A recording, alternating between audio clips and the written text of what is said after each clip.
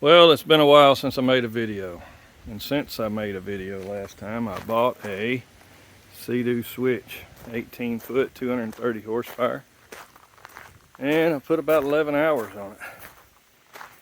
So, we're gonna do a video among the other 500 videos that's out there on the internet, on YouTube, about how to change the oil.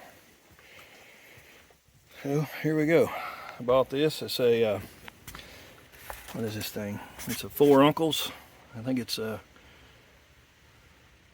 has a capability of doing air compressor hooked to it to create the vacuum, or you can just pump it. I'm going to just use the hand pump this time. It's the first time I've ever done the oil change in this boat, so I don't know. I may screw up.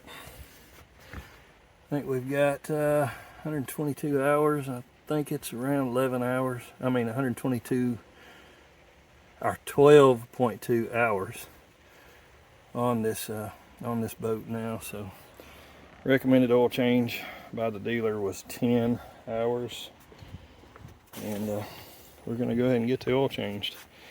So some of the things we're going to use: a funnel.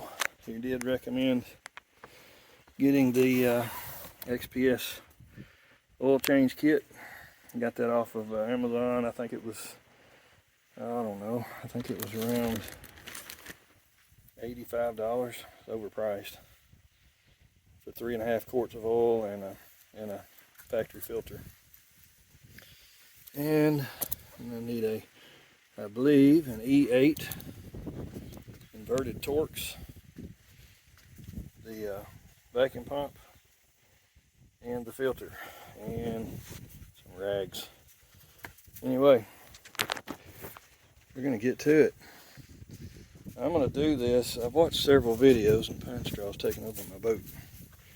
I've watched several videos on changing the oil on these things, and some people are just sticking it down in there and sucking out the old oil while it's cold, and all the sediment is probably in the bottom of the oil pan.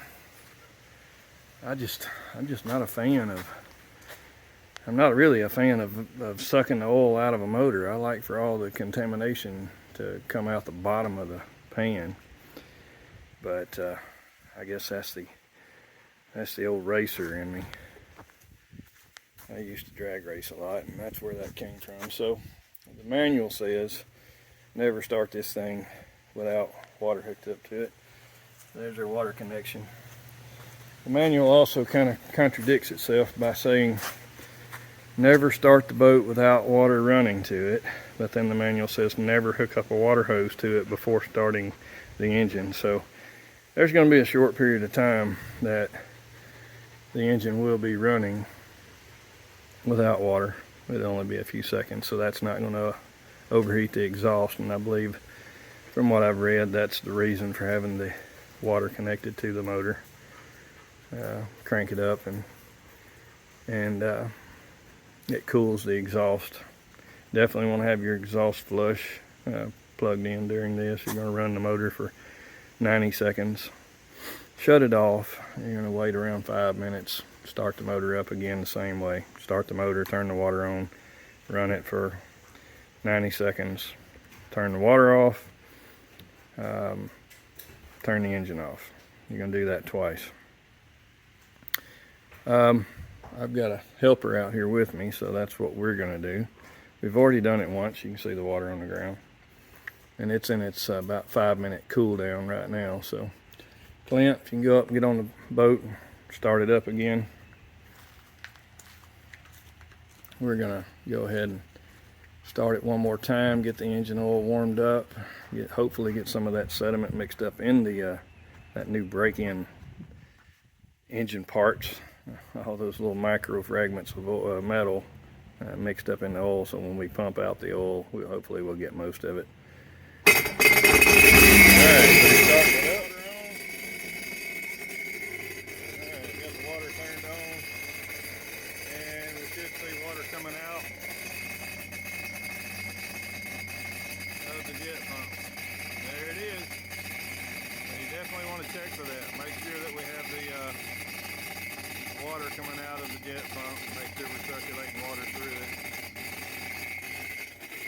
bearing on the drive shaft that is cooled while the boat is sitting in water. That's the only cooling that bearing has, and it's turning 1750 RPMs right now. So you definitely need water running through there, and that's the reason they only say run it for 90 seconds.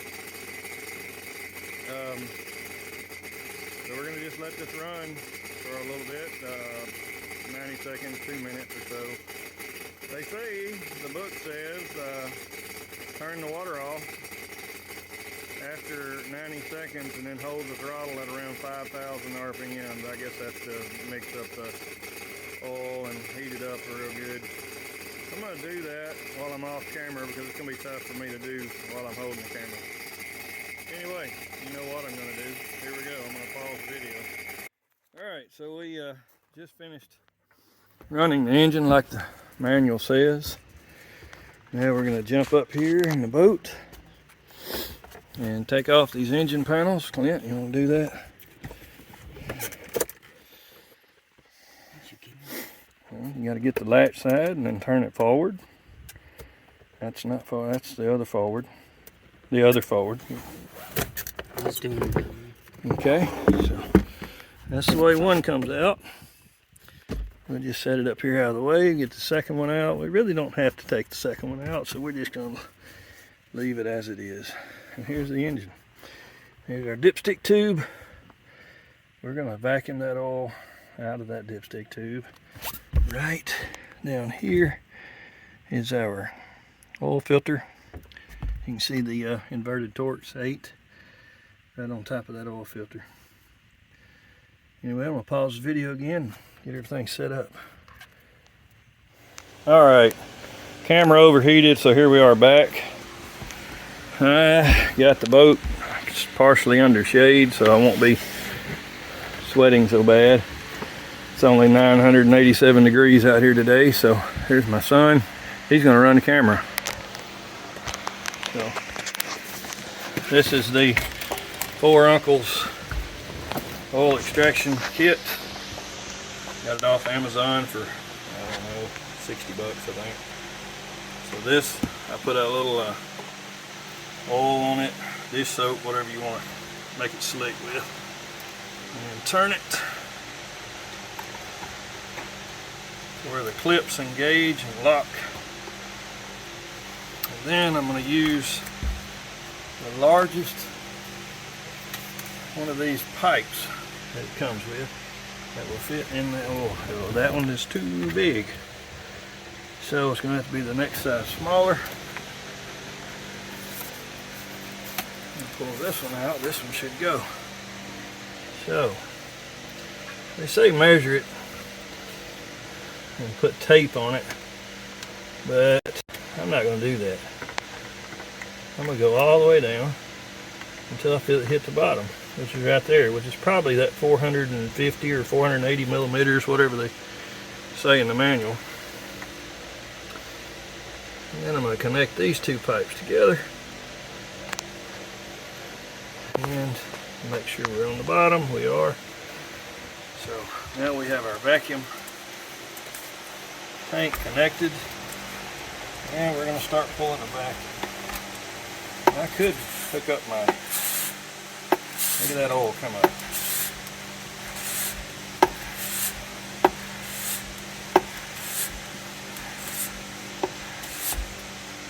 Alright, so we have a vacuum on the tank now, and it's pulling oil out of the engine. Every once in a while I'll hit it a couple more licks to create more vacuum. They do recommend taking the oil filler off to allow air to go in, but that's really not necessary because the dipstick tube has plenty of room around the vacuum tube for it to allow air back in while it's pulling the oil out. But we'll do what they say. So you can see the oil in the tank is coming up.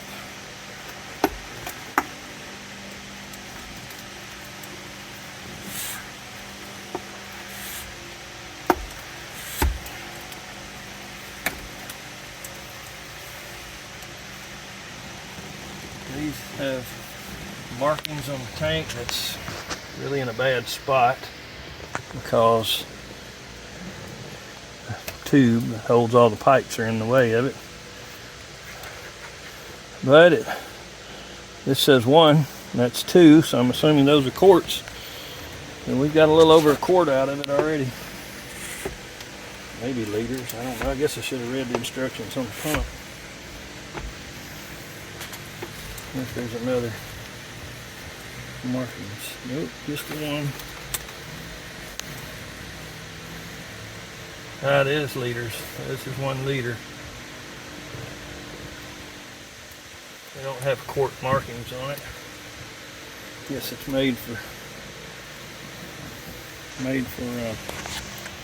non-American units.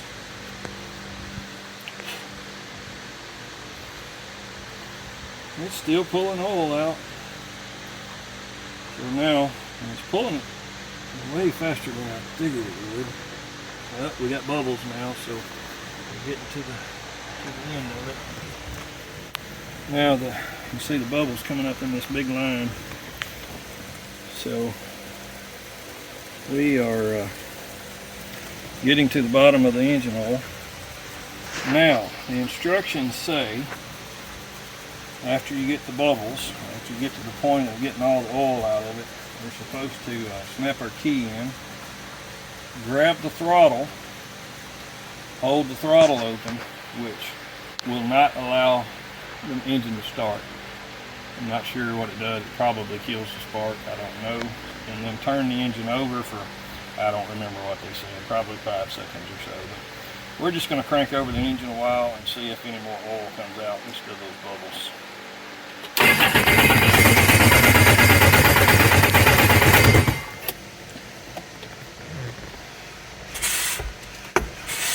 And looks like it may have helped a little bit. I can't tell a whole lot of difference. My dealer that I bought my boat from told me that was not necessary, that you didn't need to crank over the engine. Just get the amount of oil that you could out of it and be done. We're going to try it again. It says crank it over twice and see what happens.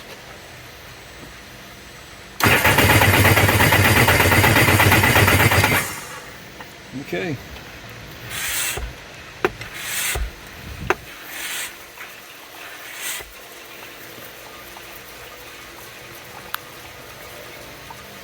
It's just gurgling now, so mostly air. Now when I get through sucking all this oil out, I'm gonna place a piece of tape on the canister here. This is the only thing I'm going to use this canister for, is changing oil in this boat. I'll put a piece of tape on that canister and that'll show me how much oil that I took out. I'll then empty this oil into another container and clean this container out, fill it back up with the same amount of oil I took out, and at that point I'll know exactly how much to put back in it. I could just go by the measurement there, but it seems like it's a whole lot easier just to measure what you took out and put in exactly what you took out back in the engine. You know you're in good shape without having to guess and check your dipstick 15 times. And if you read the manual on these, they want you to crank it up and run it. Go through that whole procedure with the water hose and running it and shut it down just to check the oil. Now, I never have had an engine that I had to do that to. I always check the oil, the cold, and wherever it was is what it was. So we're going to follow the instructions on this guy. I believe that's all the oil we can get out of it. I'm going to pause the video. Okay, so I got to make a correction here. That is not an inverted Torx 8, it's an inverted Torx 10. So that's what you're looking at right there. Inverted Torx 10. And my son is going to move over here where he can hold the camera and point it down in the engine while I do this.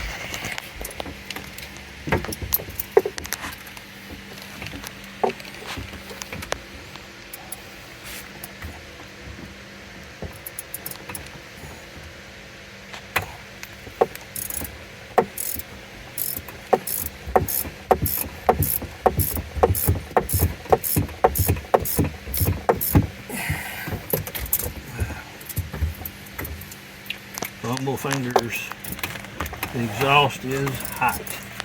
So when you do it, I'm trying to do it with one hand so you can see this very complicated task of taking a bolt out. And that exhaust is right behind, in between the engine valve cover and this oil filter. It's scorching hot.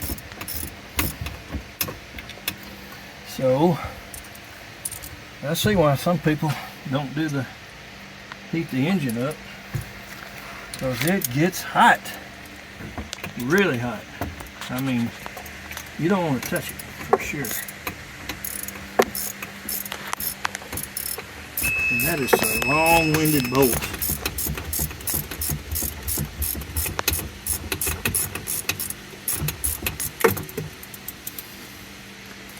While I'm burning my hand, I'm going to go ahead and pause the camera for a little bit while I get this off. Okay, here we are back. The bolt's off. And let's see if I can get in here without melting the flesh off my hand. Actually, the bolt is not off. Still got a couple of threads holding the seams. And I just cannot get my hand in there without burning myself. Okay.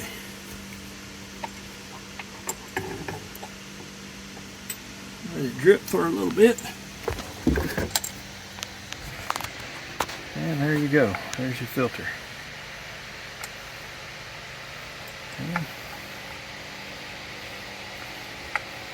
Pause it. Okay, to get this off, it's press fit in. You're just going to grab the cap, grab the filter, rock it back and forth, and it'll come out. It's got the same seal on the other end, and it fits around that cap, seals it off. So anyway, that's the way it goes. Wiggle it back and forth, pull it off, you're good to go. Get your new filter, apply some oil to the gaskets, the rubber surfaces, and then press it back on. Then pause. Lubricated both the top and the bottom rubber seal. Should have done this to start with, but we didn't. So it's our first time.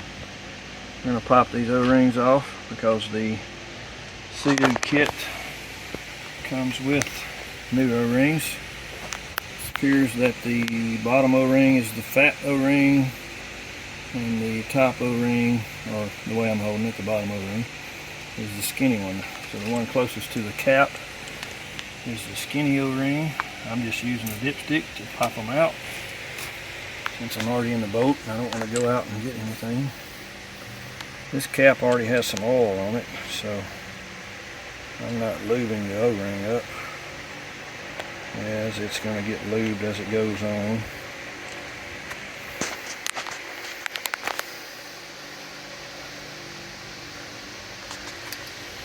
Alright, just learned something new. You probably should put the big O-ring on first, that way the little O-ring can't fall in that track. If you do, you just have to dig it out like I did and spin it on. Alright, big O-ring second, goes on the bottom. I think the next time I will try to put it on first. Make sure we got oil all around those O-rings. Filter's down good.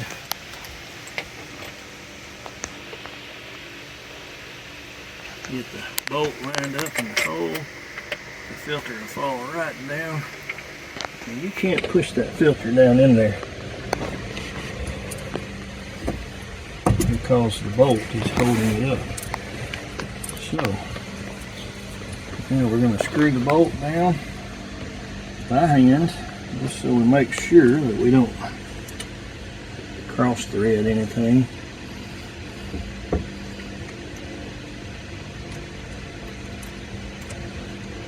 Alright, that's 4 or 5 turns. There's about 10 turns. And it's starting to get snug, so I'm going to go ahead and put a ratchet on it. Of course, everything is super slick. Got oil on everything.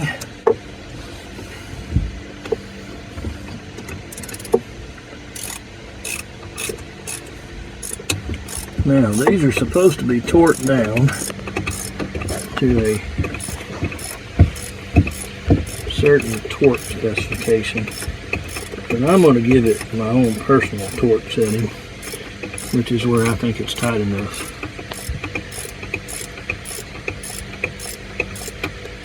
Alright, so there's snug,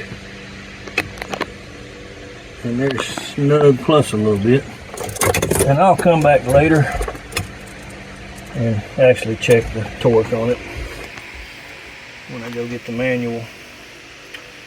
So now we have oil filter changed, oil out. All we got left to do is pour the oil in to the filler cap and we'll be good to go. You can go ahead. According to our Four Uncles vacuum oil extractor, we removed 2.5 liters of oil. Each quart is 0.98 liters, I think, 0.946 liters. So we're going to add 2.5 quarts. Now, of course, SeaDoo sold us 3.5. I guess so they can make more money. So this is pretty much all it is to it. No sense in us recording. Alright, so that's the color of the oil that came out of it. I've already, I guess the old racer in me is acting up. I want to make sure everything's cool inside the motor, so I